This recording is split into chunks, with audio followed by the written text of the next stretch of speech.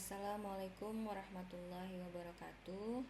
Salam sejahtera bagi kita semua. Perkenalkan, pada kesempatan kali ini saya menyampaikan video terkait PDD UKT-PT yang disyaratkan sebagai salah satu persyaratan dalam mengikuti kualifikasi sertifikasi dosen. Perkenalkan, nama saya adalah Irma Sucida SIKOM MM. Saat ini saya tercatat sebagai salah satu dosen tetap yayasan pada Sekolah Tinggi Ilmu Ekonomi Pancastia Banjarmasin pada program studi manajemen. Pada kesempatan kali ini, perkenankan saya mendeskripsikan kegiatan pengajaran yang selama ini saya lakukan di lingkungan Sekolah Tinggi Ilmu Ekonomi Pancastia Banjarmasin. Hari ini saya memilih salah satu mata kuliah saya yang biasa saya ajarkan, yaitu praktik berpikir desain. Sama seperti mata kuliah yang lain, dari awal pengajaran saya akan berpedoman pada RPS mata kuliah yang telah dikembangkan dan disusun.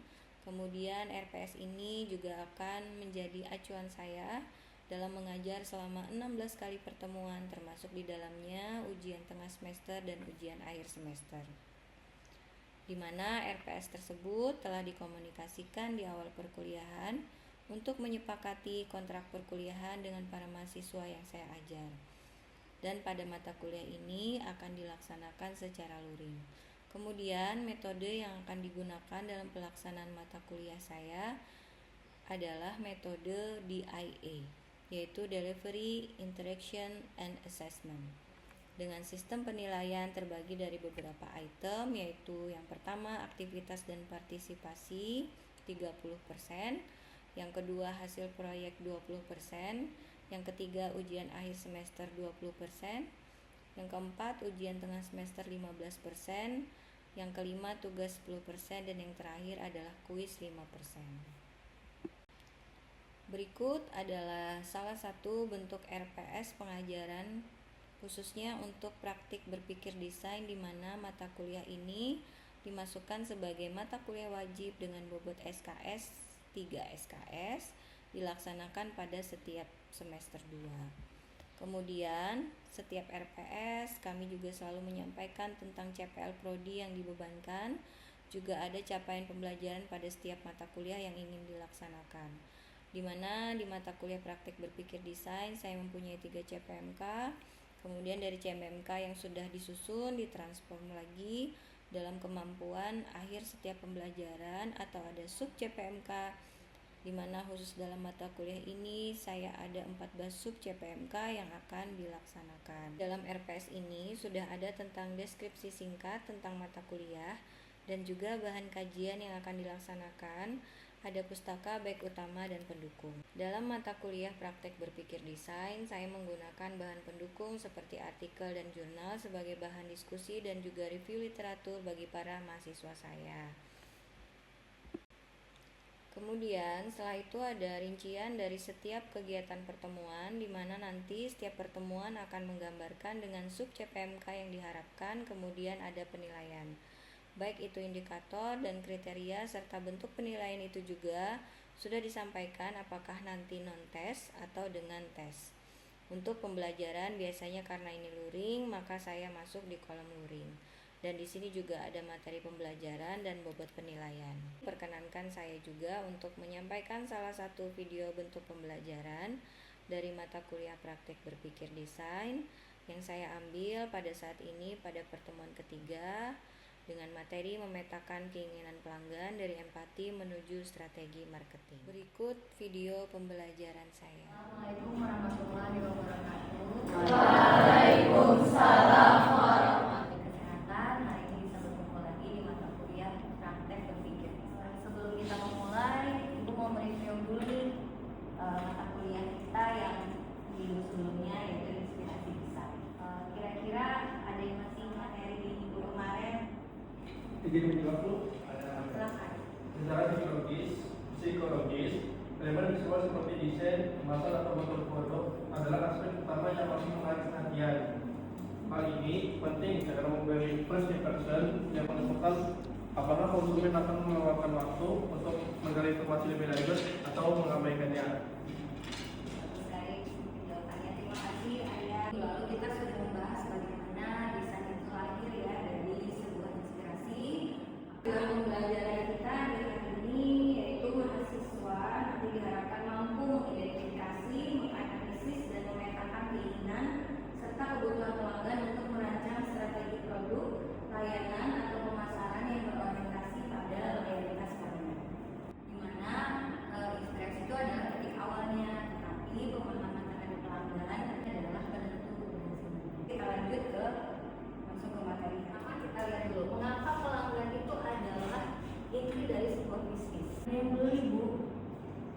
Ya betul, karena yang beli. Kalau tidak ada pelanggan maka tidak akan terjadi yang namanya penjualan.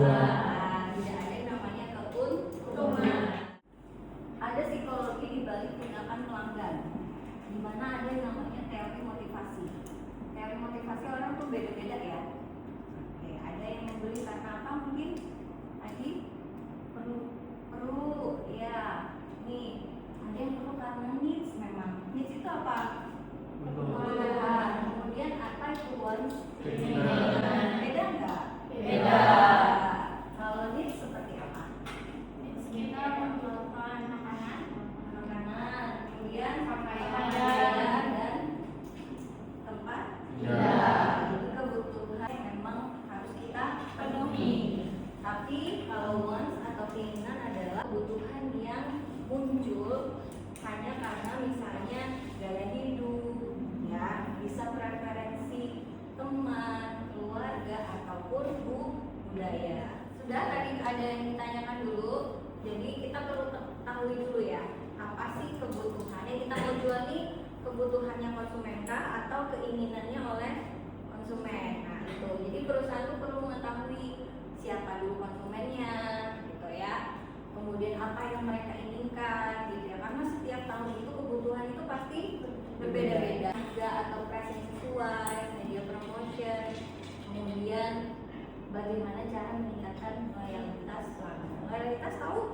Tahu. Apa itu? kesetiaan. Iya, kesetiaan.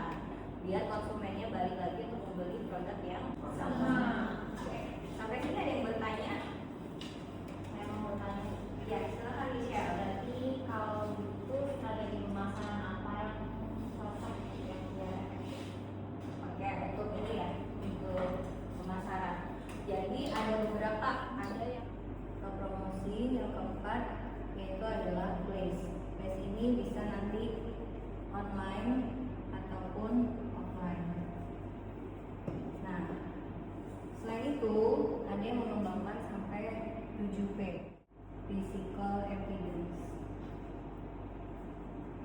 Baik, teman-teman, kalau memang tidak ada pertanyaan lagi, boleh kalian bikin kelompok kecil ya, 2 atau 3 orang. Kemudian diskusikan kira-kira produk inovatif apa yang ingin kalian kembangkan. semua desain itu tujuannya banyak desain dari alam yang mempengaruhi inovasi teknologi. Makasih lanjut ya.